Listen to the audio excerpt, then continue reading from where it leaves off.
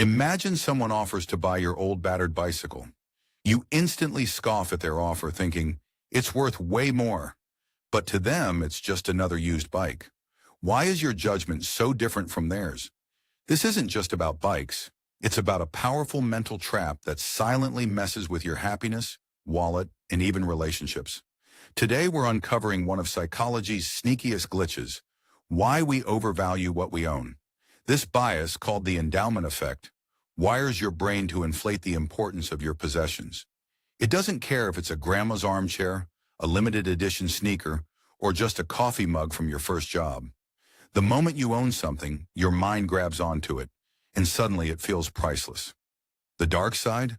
This warped logic affects everyday decisions, makes it hard to let go, and can cost you real money. Have you ever held on to old tech, refusing to sell, or over-haggled at a garage sale? Or maybe you fought over who keeps what during a breakup. If you've ever wondered why letting go feels like losing a part of yourself, you're about to get answers. Let's crack open this hidden mental habit, because mastering it could literally change how you see your stuff and your life.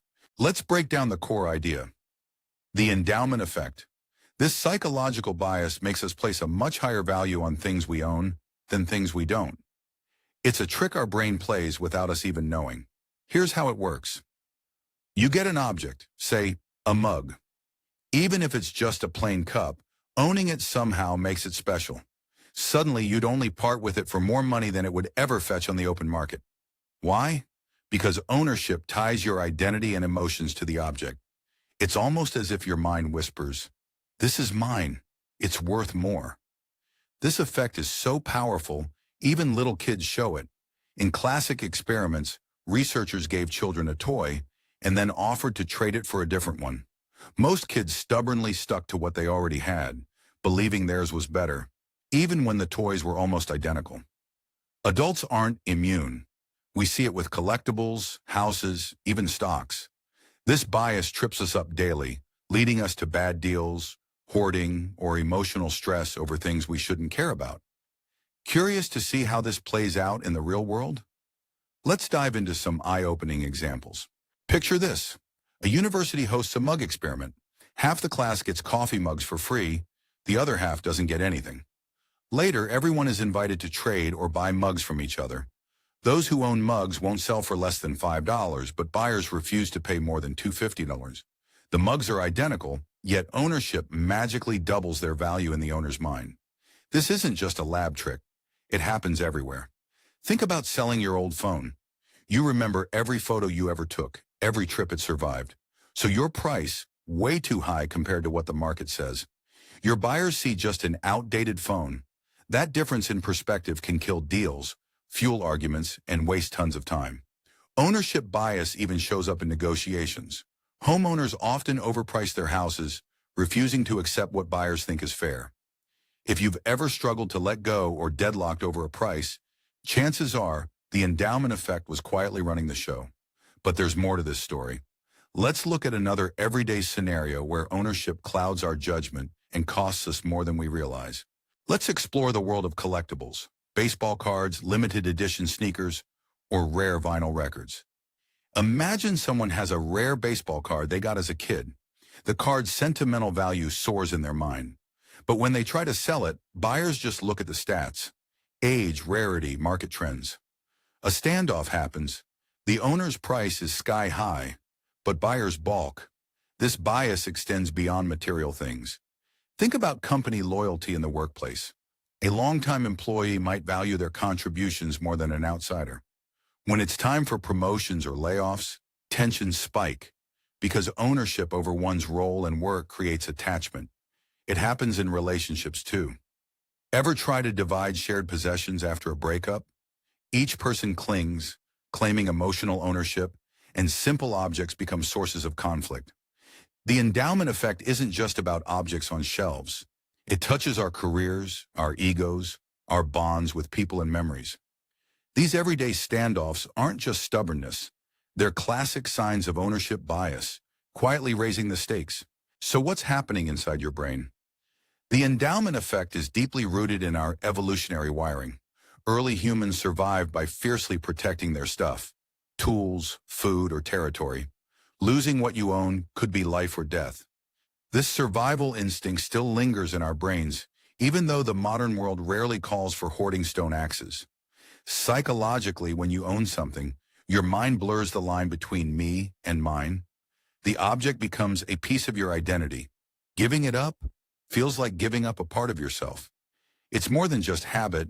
It taps into the emotional circuitry of the brain, especially areas tied to loss aversion. We hate losing things more than we love gaining them, so we inflate the value as a shield. Marketers and product designers know this and exploit it, offering free trials or letting you test drive a product because once it feels like yours, you'll pay more to keep it. Recognizing these ancient instincts can help us fight back. But how does this ownership bias play out in major life decisions? Let's connect the dots to our wallets, careers, and relationships.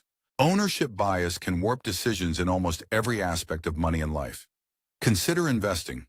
People hang on to losing stocks way too long because selling would mean admitting loss and giving up what's theirs. This keeps portfolios bloated with bad bets. In real estate, sellers constantly overprice their homes, stalling deals and straining relationships. We do it with cars, vintage clothes, even gym memberships we'll never use. At work, the same logic makes us reluctant to leave failing projects or toxic jobs. We feel all in. After all, that role or idea is mine. This leads to lost opportunities, ignoring better offers, or failing to pivot. In relationships, we might hang on to friendships or romances past their prime, just because the shared history feels too valuable to let go. Ownership bias makes us stubbornly hold on to stuff, physical and emotional, that holds us back. Catching yourself in this pattern can help you make smarter, bolder choices. Ready to shake off ownership bias? First, pause and ask, would I buy this item at its current price today? If not, maybe it's time to let go. Second, get a neutral opinion. Ask someone who isn't emotionally attached what they would pay or do. Third, set rules for decluttering. Try the one in, one out rule, or put things in a box for 30 days. If you don't miss them, they're not worth keeping. In business decisions, imagine you're starting fresh. Would you invest in this stock, project, or even relationship again from scratch? Use checklists and third-party valuations to fight emotional inflation. Finally, remember, letting go creates space for new opportunities. Make it a habit to question what you're really valuing, your object or your attachment to it. With these steps, you can slash the hidden costs of ownership bias and make decisions with clarity, not nostalgia. Here's the simple truth. Ownership bias tricks us into guarding what we have, often at the expense of what we could gain. By spotting this mental trap, you unlock smarter choices, more cash, less clutter, better relationships. Remember, what you own is not always what you value most. Sometimes it's just what you're used to. So next time you struggle